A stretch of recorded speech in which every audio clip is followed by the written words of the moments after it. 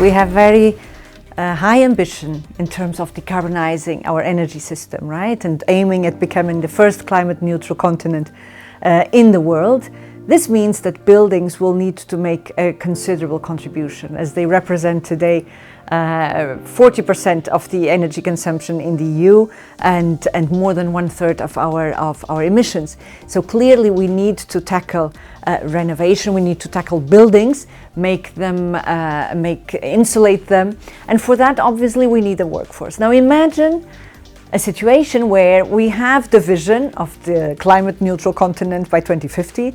We have the underpinning regulatory framework with clear targets for renewable energy, for energy efficiency, for decrease of greenhouse gas emissions. We even have financing tools to assist member states and citizens to deliver on these targets. And we then face a shortage of skilled labor to actually enable and implement all of this. This would be really the worst of it, because it would mean we have neglected a key aspect, which is the workforce. So clearly we need to not forget that in order to deliver on this vision, we will also need the people who will actually implement it. And it goes from the installers of the heat pumps to the installers of the solar panels, but it also is the engineers behind designing it. It's the researchers behind.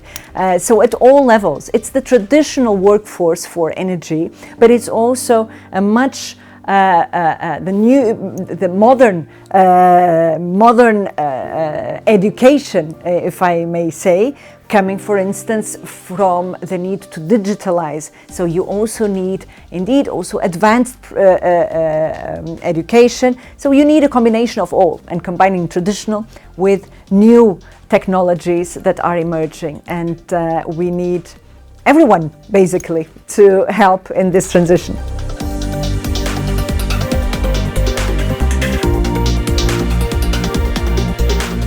We cannot neglect this one enabler of the transition, which is the workforce.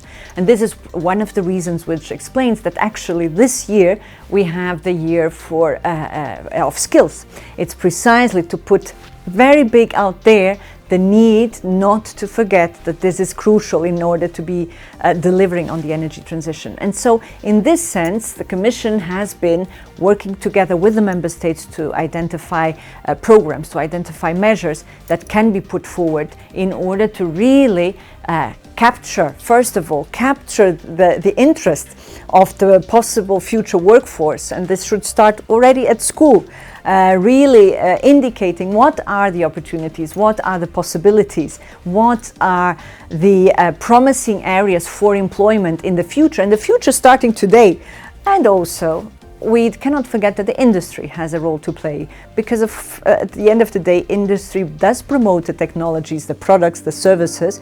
So it's important that also from their side, there is a pooling of resources. So I think really everyone can contribute, and this year of the year of skills is really meant to gather momentum, build momentum, and attract everyone who can contribute to put forward measures in order to make sure that we will have the necessary workforce.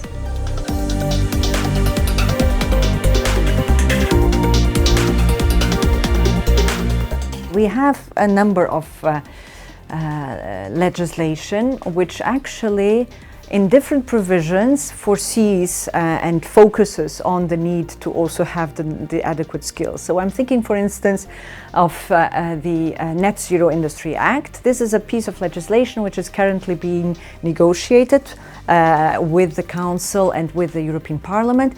And it's about allowing for the manufacturing of clean energy technologies in Europe. And again, in order for that to be possible, you also need the workforce. And the idea in that proposal, so that is not yet agreed, the idea there is to have the so-called Net Zero Industry Act, or Net Zero Academies they are called, which would be about pulling together the necessary curricula, the necessary training to form people in the areas which are required. So that's an example, and that's still being negotiated. Then you have, for instance, in the Energy Efficiency Directive, which is adopted and already part of the set of EU legislation, you have a request for member states to set up training certification, for instance, but also certification schemes for installers. And so that is being foreseen in EU legislation. Similarly, in the Renewables Energy Directive, we also foresee the need for member states to issue certification schemes for installers of solar heating and cooling, for instance. So these are just some examples. We are now working, for instance, on a heat pump action plan, and there again putting together everyone who can contribute with measures aimed at having the necessary workforce. There's a lot to be done, and there's first and foremost also the need to raise awareness about this need.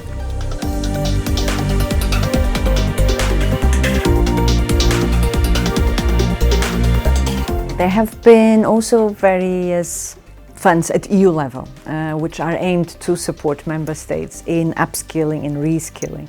And just to mention a few, so you have within the cohesion policy and the cohesion funds, for instance, among